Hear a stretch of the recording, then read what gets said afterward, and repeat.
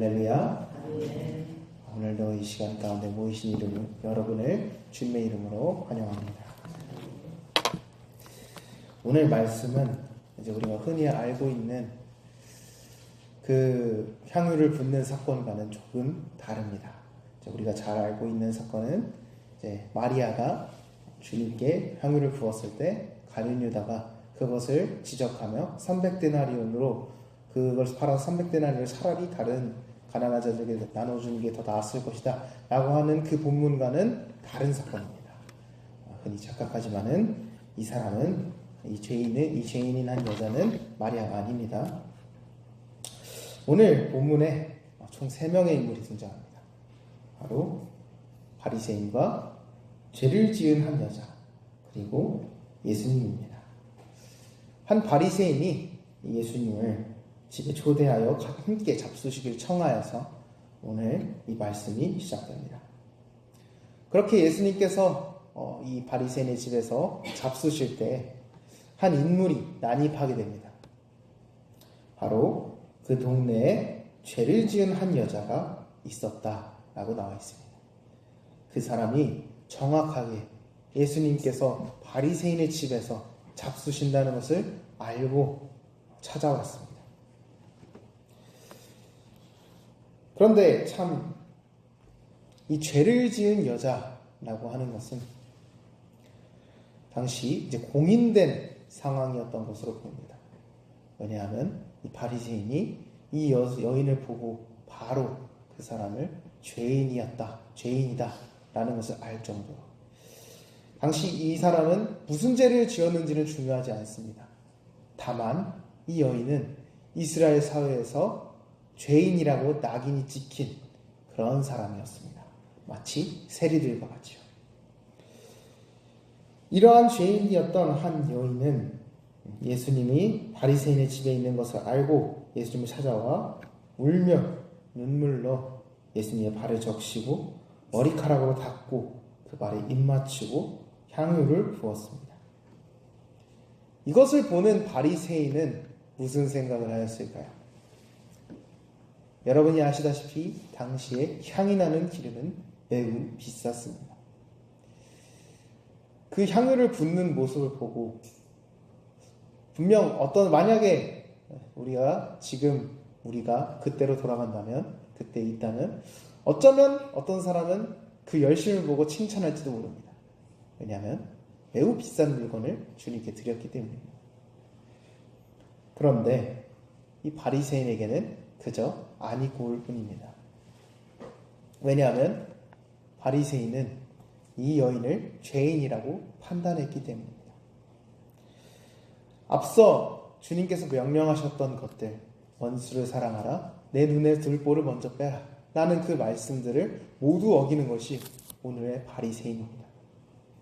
그렇기에 바리새인에게 외식하는 자라는 평가를 예수님께서 하셨겠죠. 이 바리새인에게는 이 여인이 자신의 집에 들어온 것 자체가 매우 불쾌했을 것입니다. 그렇기 때문에 이 예수님께서 빨리 이 죄인을 쫓아내 주기를 바랬을 것입니다. 그런데 예수님은 쫓아내지를 않으십니다. 그렇기에 바리새인은 이렇게 생각합니다. 예수를 청한 바리새인이 그것을 보고 마음에 이르되 이 사람이 만일 선지자라면 자기를 만지는 이 여자가 누구며 어떠한 자 곧 죄인인 줄 알았으리라 하거늘. 이 바리새인의 생각에 예수님께서 이 여인을 쫓아내지 않는 이유가 바로 이 여인이 누구인지 모르기 때문에 그랬던 것이라고 생각했습니다. 바리새인답게 그는 스스로를 의인이라 생각했고 그렇기에 다른 사람의 칭송을 받았으며 다른 사람의 죄를 배척하는 것을 서슴없이 주저하지 않는 그러한 모습을 보여주었습니다. 그러나 이 바리새인의 생각과는 다르게 이 여인이 누군지 예수님은 알고 있었습니다. 그리고 심지어는 이 바리새인이 무슨 생각을 하고 있는지도 잘 알고 계셨습니다. 그렇기에 그의 생각에 답을 하십니다. 6장 40절에 이렇게 나와 있습니다. 예수께서 대답하여 이르시되 시몬아 내가 내게 이를 말이 있다 하시니 그가 이르되 선생님 말씀하소서. 이에 예수님이 한 비유를 들어 그에게 말씀하십니다. 이르시되 빚 주는 사람에게 빚진 자가 둘이 있어 하나는 500데나리온 졌고 하나는 50데나리온을 졌는데 갚을 것이 없으므로 둘 다 탕감하여 주었으니 둘 중에 누가 그를 더 사랑하겠느냐. 여러분은 어떻게 생각하십니까? 500데나리온 빚졌던 자가 그 빚을 탕감해 준 자를 더 사랑하겠습니까? 아니면 50데나리온을 빚졌던 자가 탕감해 준 자를 더 사랑하겠습니까? 많이 빚진 자가, 빚졌던 자가 탕감해 준 자를 더욱 사랑하겠죠. 이 바리새인도 똑같이 대답했습니다. 많이 탕감함을 받은 자입니다. 예수님은 그 말이 옳다고 말씀하십니다. 그러시며 그 바리새인이 경멸하고 배척하던 죄 지은 여인의 행동들과 이 바리새인의 행동들을 하나하나 비교하십니다. 그 여자를 돌아보시며 시몬에게 이르시되 이 여자를 보느냐? 내가 내 집에 들어올 때 너는 내게 발 씻을 물도 주지 아니하였으되 이 여자는 눈물로 내 발을 적시고 그 머리털로 닦았으며 너는 내게 입맞추지 아니하였으되 내가 들어올 때로부터 내 발에 입맞추기를 그치지 아니하였으며 너는 내 머리에 감람유도 붓지 아니하였으되 그는 향유를 내 발에 부었느니라. 그리고는 이 바리새인과 죄지은 여자의 행동이 이렇게까지 달랐던 이유에 대해서 다음과 같이 말씀하십니다. 이러므로 내가 네게 말하노니 그의 많은 죄가 사하여졌도다. 이는 그의 사랑함이 많으니라. 사함을 받은 일이 적은 자는 적게 사랑하느니라. 아멘. 이 말씀의 뜻이 무엇일까요? 단순히 이 여인의 죄가 많기 때문에 그가 주님을 더욱 사랑했다고 이해해서는 안 됩니다. 왜냐하면 그 당시에 많은 죄인들이 있었고 주님을 찾아온 죄인은 이 여인 하나였기 때문입니다. 또한 우리가 봤을 때 이 바리새인과 여인은 차이가 있을 수 있습니다. 왜냐하면 우리는 사람의 생각으로 그 두 사람을 판단하기 때문입니다. 당시 이스라엘도 마찬가지입니다. 이 여인을 죄인이라 하였고 바리새인을 의인이라 하였습니다. 그러나 주님께서 보셨을 때는 이 사람이나 저 사람이나 모두 똑같은 죄인입니다. 모두 똑같이 하나님 앞에서 죽임을 당하여야 할 그러한 죄인입니다. 사람이 보기에는 차이가 있을 수 있습니다. 그러나 주님께서 보시기에는 차이가 없습니다. 바리새인이 의롭다 한 것은 사람의 기준이지 하나님의 기준이 아니기 때문입니다. 그렇다면 무엇의 차이였을까요? 죄를 아느냐 모르느냐입니다. 바리새인은 자신의 죄를 몰랐습니다. 그는 자신이 율법을 완전히 지키고 있다고 생각하였고 그렇기에 사람들은 이 바리새인을 칭찬했습니다.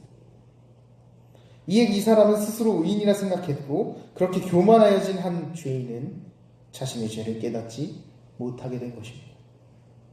그렇기에 다른 죄인의 죄를 배척하기를 서슴없이 하였던 것을 오늘 말씀에서 볼 수 있었습니다.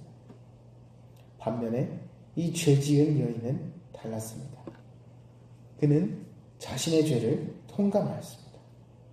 자신의 죄가 얼마나 큰지 예수님을 보자마자 눈물을 터뜨릴 정도였습니다.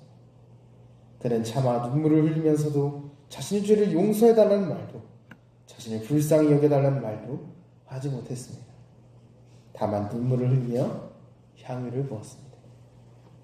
그렇게 예수님은 그에게 말씀해 주십니다. 예수께서 여자에게 이르시되 내 믿음이 너를 구원하였으니 평안히 가라 하십니다. 믿음이란 그저 예수님을 믿는다 라는 말로 끝나는 것이 아닙니다. 오늘 여인처럼 자신의 죄를 더욱 잘 알아서 주님 앞에 고백하는 것을 오늘 주님께서 믿음이라고 하십니다. 말씀을 알고 그것을 믿고 행하지만 그것을 지킬 수 없는 자신의 비참한 죄인의 신분을 깨달아 그리고 그것을 지킬 수 없는 자신의 그 죄악됨을 깨달아 주님 앞에 자신의 죄를 쏟아놓으며 눈물을 흘리는 것입니다.